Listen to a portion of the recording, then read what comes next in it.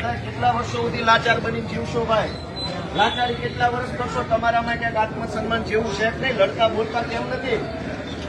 અવડા મોટા મામલતદાર થઈને પર ઓકાત તો પાવલીની નથી, અને હાલી નીકળ્યા મામલતદાર બનીને, હાલી નીકળ્યા પીએસઆઈ બનીને, સીન સપાટા કરવાના, રીલો બનાવવાની.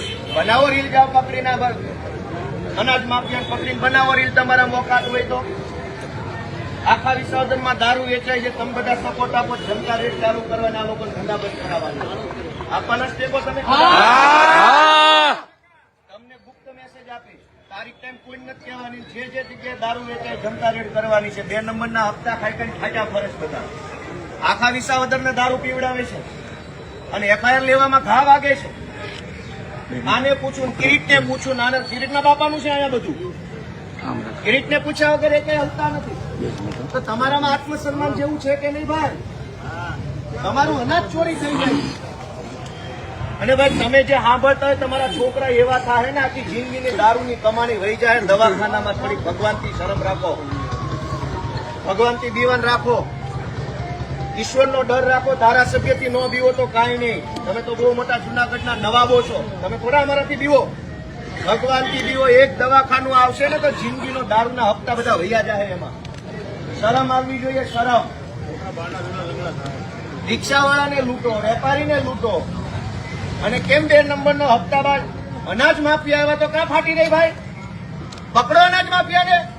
ઓકાત નથી તમારી. નાના માણસો પર દાદાગીરી કરવાની. હમણાં એસપી આવશે એટલે મને ફાંસીએ ચડાવી દો, ફાંસીએ ચડાવી દો ગોપાલ ઇટાલિયાને. શરમ આવવી જોઈએ તમને. ગરીબોને દબાવવાના સિંઘમ બનીને ફરો છો. નાનો માણસ આવે તો બધા માથે ચડી બેસશે. હમણાં આ સાહેબ આવશે, ઓલો સાહેબ આવશે, આવશો બધા, પણ તમારી ઓકાત પાવલીની નથી. એક અનાજ માફિયાને પકડવાની ઓકાત નથી. આવી ગયા બધા યુનિફોર્મ પહેરી. શરમ આવવી જોઈએ. 5 પાસની ગુલામી કરો છો. અને તમે બધા દોસ્તો થોડા જાગો, અવાજ ઉઠાવો. ક્યાં સુધી આવું લાચાર જીવન જીવશો? 1.5 મહિનાનું ગરીબનું અનાજ ખવાઈ ગયું. યોગ્ય વાત છે કે યોગ્ય કયો છે બધા? કેમ આપણી બહેનો મજૂરી કરે છે? ગામડાનો ગરીબ માણસ કેમ મજૂરી કરે છે? સવારમાં 5 વાગ્યામાં ટિફિન બનાવે, ટિફિન લઈને વાડીએ જાય, આખો દિવસ મજૂરી કરે, સાંજે થાકીને આવે. આપણી બેન ચૂલો કરે, ઘર હાકાટું રોટલા ઘડે, ખાય, વાસણ ધોવે, રાતના કેટલું મોડું કે હોઈ જાય. અને એના ભાગનું, એ દીકરી બેનના ભાગનું અનાજ ગુંડા ખાઈ ગયા. મામલતદારની કે આ પોલીસ સ્ટેશનની ઓકાત નથી કે ગુંડાને પકડે બધા સિંગમ બનીને ફરે છે. તમારી ઓકાત 4 પૈસાની છે. રિક્ષાવાળાને દબાવવા સિવાય તમારાથી કાંઈ થાય એમ નથી. જાઓ, રાજીનામા આપીને ઘરે વયા જાઓ. રિક્ષાવાળા સિવાય તમે કોઈને કઈ કરી શકો એમ નથી. સિંગમો બનીને રીલો બનાવો છો. જાઓ, પકડો ઓલા અનાજ માફિયાને. વિસાવદરનું અનાજ ખાઈ ગયો. આખા તાલુકાની બહેનો દીકરીઓના મોઢાનો કોળિયો જૂટવી લીધો. અને તમાશો કરે મામલતદાર. પકડો એને એફઆઈઆર કરીને. અને ભાઈ બોલાવો બધા વિસાવદરના લાભાર્થીઓને બોલાવો. જેને જેને અનાજ નથી મળે ફોન કરો. બધા અહીં આવીને પોલીસને ફરિયાદ આપે. ફોન કરો. તમારા ગામમાં જેને 2 મહિનાનો અનાજ ન મળે બધાને બોલાવો. જેને જેને હારે અન્યાય થયો, જે પીડિત છે, જે ફરિયાદ, એ બધાને બોલાવો. જાઓ, બધા કરો ફોન. ભાઈ કાઢો ફોન. બધાને બોલાવો. 2 મહિનાનો અનાજ ન મળે બોલાવો. કરો ફોન બધાને. બોલાવો. અનાજ માફિયાને પકડવાની હિંમત નથી ને આવી ગયા સિંઘોમાં બધા રીલ બનાવવા માટે. શરમ આવવી જોઈએ. હપ્તા લેવામાં નંબર 1. મામલતદાર તો મોટા હપ્તા લે છે. અમે નથી જાણતા કેવડા હપ્તા લે છો એમ. આવીને ઘૂસી ગયા અંદર.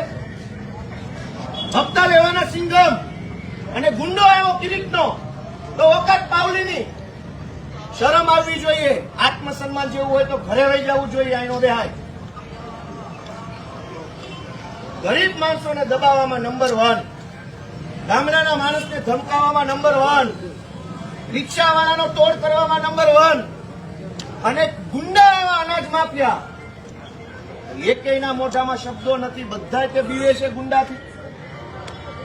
5:30 બધા માંડાવડ ઉભા રહી જાય. ઓલા હીરાવાળા છૂટે ને ફોન 200 રૂપિયા લેવા. 200 અનાજ માફિયાને પકડવા માટેની લડાઈ છે ભાઈ. તમે બધા ક્યાં સુધી ટેકો આપો છો? જમવાનું આ મગાવવાનું થાય છે. એ આરોપીઓને પકડીને ન લાવે ને ક્યાં સુધી?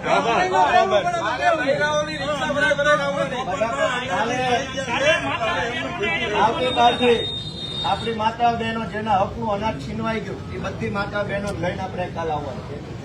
એને જેને બોલાવે એને બોલાવી લો. ગુંડાઓને પકડવાનો ઓકાત નથી ને અમને દબાવવા નીકળ્યા છો. જાઓ તમારી હિંમત બતાવો ગુંડા ઉપર બુટલેગરો ઉપર. અમારી સામે નો એવું કરતા તમે. આખા વિસાવદરનું અનાજ 4 જણા ખાઈ ગયા ગુંડાઓ લફંગાઓ. વિસાવદર પોલીસ સ્ટેશનની હિંમત નથી કે ગુંડાને પકડે. મામલતદારની હિંમત નથી. અને ગરીબ માણસ કૂપન કરાવવા મામલતદાર ઓફિસ આવતો હતો તમે સિંઘમો બની જાઓ. નહીં થાય કાલ આવજે ખાઈ કરી લેજે.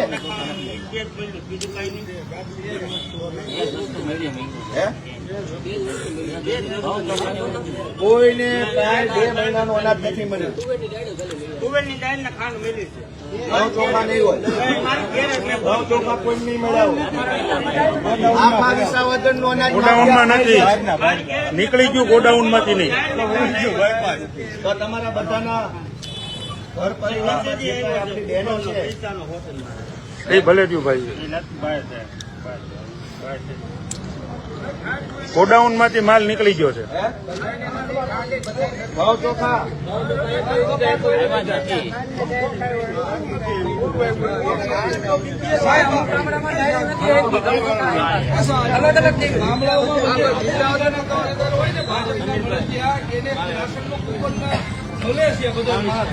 અને અમારે જીવા પર 250 જણાને કાઢી નાખ્યા હાલો. કુપન માંથી. કરો મામલતદાર અંદર બેઠા જાઓ રજૂઆત કરો. જાઓ જાઓ જાઓ કરો રજૂઆત.